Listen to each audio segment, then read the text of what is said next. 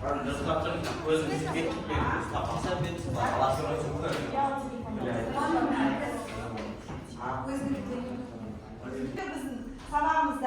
bu telefon arqılı bizge SMS-ler keledi.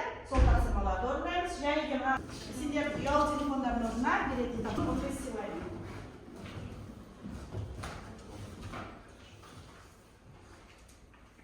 Telefonlarını aldı. Және өзінің ұялы telefonlarını берdi. Енді өткен тақырыптарда еске алу иә? Жауап.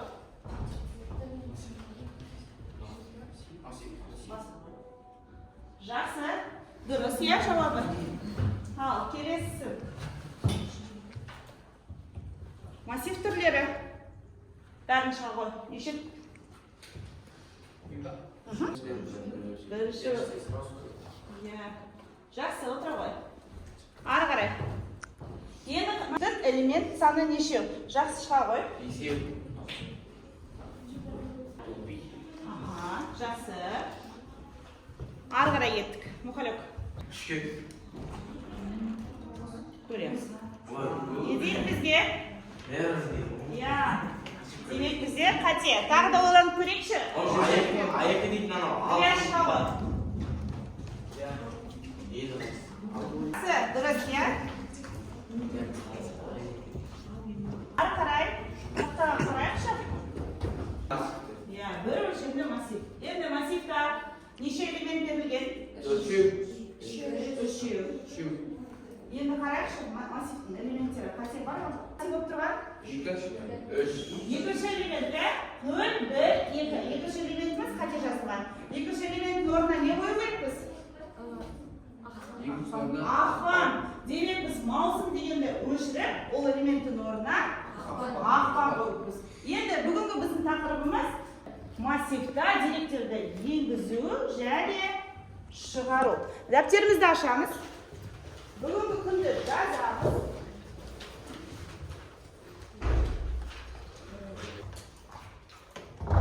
Бүгінгі сабақтың мақсаты бір өлшемді массивтерді пайдаланып, Python программалау тілінде программаларды жасау. Енді ары қарай, жаңа біз массивті қарастырдық. Массивті қарастырмас бұрын, мен сіздерге жаңа ұялы телефон тараттым. Ұялы телефон бізде сабақтың соңында біз қанша ұпай жинағанымызды айтады. Бұл жерде ұялы телефонды қуаттау үшін не керек бізге? Сөйлесу үшін, пайдалану үшін қуат керек. Енді әр орындалған тапсырмада мен сіздерге осындай қуат көзін беріп отырамын. Ұялы телефонды қасына жинап отырамыз. Сабақтың соңында ұялы телефонмен бірге тапсырамызда, бағамызды аламыз. Жақсы ма? Енді жаңа біз массив қарастырған болатынбыз. Массивіміз қалай болды? Бұл жерде қыс, желтоқсан, қаңтар болды. Біз айттық, бұл массивта неше элемент бар?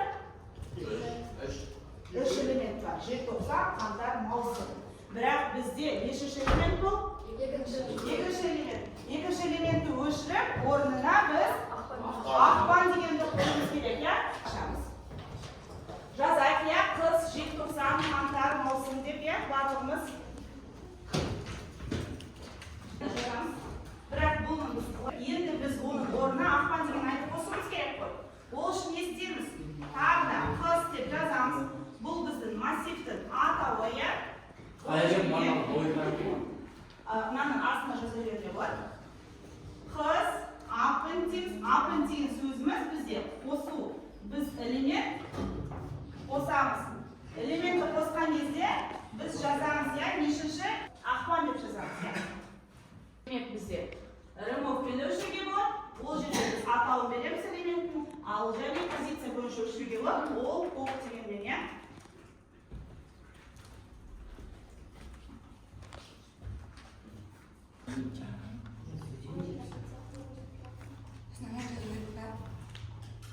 осыны апын жазын, апын пен ақпан дегенді қосып тұтамыз. Я аж по-моему чувствую.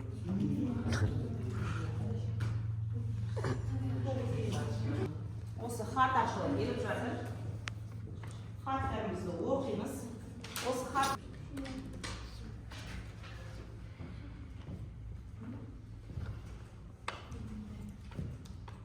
келді. Бұл жерде әркімге жеке тапсырма берілген, барлық тапсырма өзгеше, иә, элементтердің нәтижесін шығару керек. Шыққан нәтижесін берілген нам деген массив берілген. Сол массивті сен 5-ші элементімен минус 5-ші элементін шығару керексің. Онда компьютерді орындайық. Барлығымыз компьютерді орындаймыз. Ансар түсіндіңіз ба? Ты жақшан ошибки басып тұресің. Дарының хаты кері қайтты, иә? Я жауабын алдым дарына. Сол үшін мен дарға 2 заряд беріп қойайын. Тапсырманы бірінші орындаған үшін. Тағы да кім орындайды? Бірінші 3 балаға тапсырма заряд күшін 2-ден беріп. Болдым ғой. Жақсы.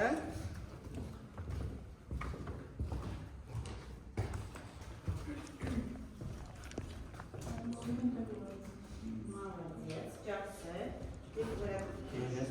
Тағы да орындадыңыздар ма? Жауап жазамыз.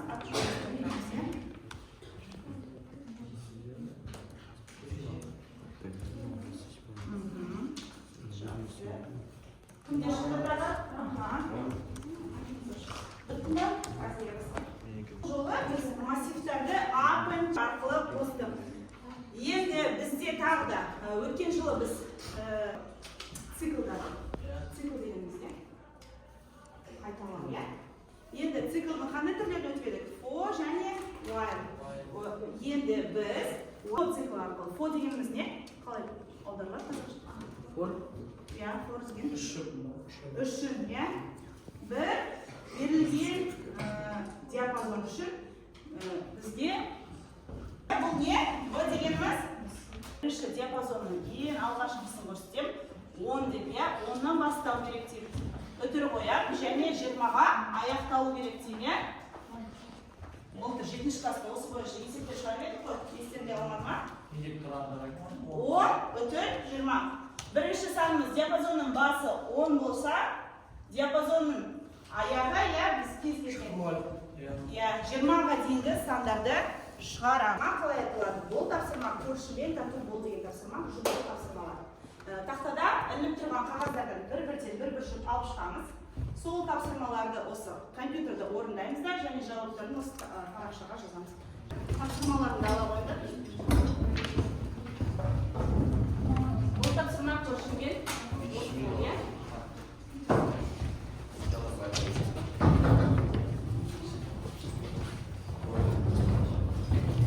бірге ақылдасып орындаймыз, иә?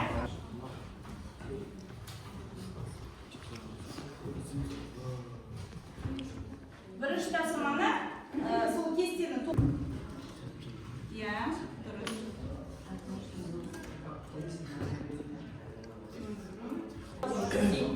Орындап жатырмыз. Қарадым.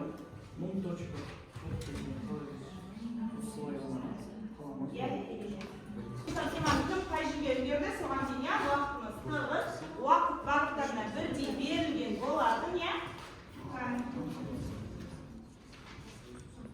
Жақсы.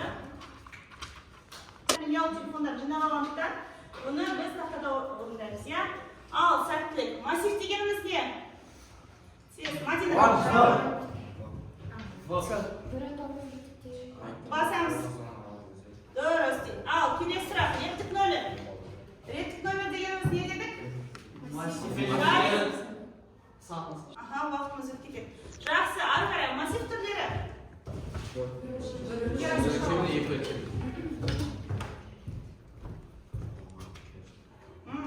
Жақсы, массивтің типтері.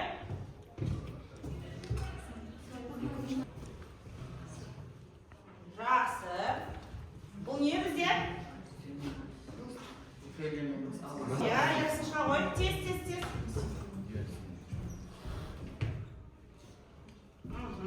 Енді бұл жерде ойланайық, иә? Қайсы деп ойлайсыңдар?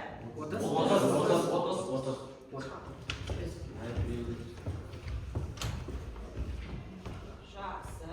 Енді апын сөзі? Қосу. Шығамыз мұқылып. Akın sözü degенimiz не дедік жаңа да Массивке элемент қосу. Массивке элемент қосу. Remove дегеніміз не шығамыз?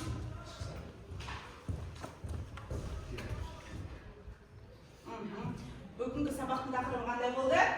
Бір өлшемді массивті енгізу және шығару. Бір өлшемді массивке Енгізу және шығару. жақсы. Күнделігімізді ашып үй тапсырмасын жазып аламыз. 95-ші бет оқулықта берілген тапсырма бар, иә? Үй жұмысы деген соны 92-ші бет. Жазып алдық па? Иә. Енді бүгінгі сабағымыз бойынша сұрақтарға жауап берейік. Мына Ерасыл саған сұрақ. Тез оқимыз. Бүгінгі тақырып несімен есте қалды дейді. Несімен есте қалды бүгінгі сабағымыз? Сабағымыз Несі? Тест жасалынады, иә? Жақсы, Мадина, мына ала ғой. Тезден. Сыныптастарымыз белсенді болды ма бүгінгі сабақта? Жақсы, дайын қазір. сауалымыз бүгінгі тақырып несімен есте Келесі сұраққа аlalım. жаңа бір пайдалы болса бар иә. Несімен пайдалы болды? Не өтеміз? Жақсы, массивқа директор дейміз. Жаңа білім пайда болды ма? Пайдалы болды ма саған жаңа? Несімен пайдалы болды? Есеп шығару Өте керек, иә? Егіздік және шығардық. Жақсы. Енді күш қуаттарында санап өтейік. Кімде қанша күш қуаты бар екен, иә? Аяулымда бір күш қуат мына жер. Дұрыс. Айсизада өте керемет. Балы көп екен, иә? 10 бал. Жақсы. Иә? Жақсы, 10 бал. Сұлыңды, нарында 10 бал. Бесінші сау болыңдар.